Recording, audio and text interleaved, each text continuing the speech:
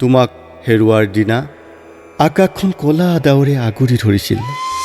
কথা দিছিলোঁ পোনাকণ দুটাক মৰমৰ অভাৱ হ'বলৈ নিদিওঁ। প্ৰকৃত মানুহ কৰিম সিহঁতক। মানুহ হ'লনে নাই নাজানো, কিন্তু সিহঁত বহুত ডাঙৰ মানুহ হ'ল। মৰমৰ জোখমাখ কৰিবলৈ সময় নোহোৱাৰ জোখেৰে। বিয়াৰ প্ৰথমটো ভেলেণ্টাইনত তোমাক সুধিছিলোঁ পোনাকণহঁতৰ মাক, আৰ ইউ মাই ভেলেণ্টাইন। সেইদিনা তোমাৰ ৰঙা গালকেইখন আৰু ৰঙাকৈ জিলিকিছিল, যেন গোলাপৰ এটা ৰঙা পাহি।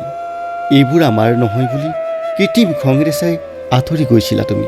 ল'ৰাহঁতক কওঁ, তহঁতৰ মা সৰগৰ অপচৰা আছিলো, সেয়েহে মোক এৰি সোনকালেই গুচি গ'ল।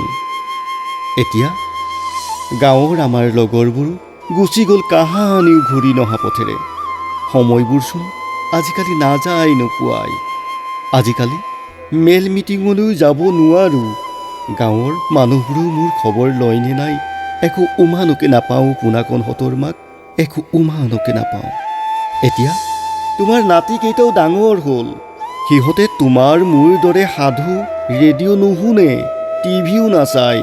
সিহঁতে মোবাইলত গেম, ইউটিউব, ফেচবুক, ইনষ্টাগ্ৰাম চাই বোলে। আমিবোৰচোন বৰ আউটডেটেড হ'লো।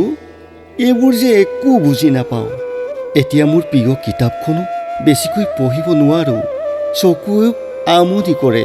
নাজানো নতুন প্ৰজন্মই মোৰ প্ৰিয় লেখকজনৰ কিতাপখন পঢ়েনে নাই। মোবাইলতে হেনো সকলো পায় বোলে। আজিকালি বিশ্বায়নৰ যুগ। পোনাকণহঁতৰ মাক বিশ্বায়নৰ যুগ।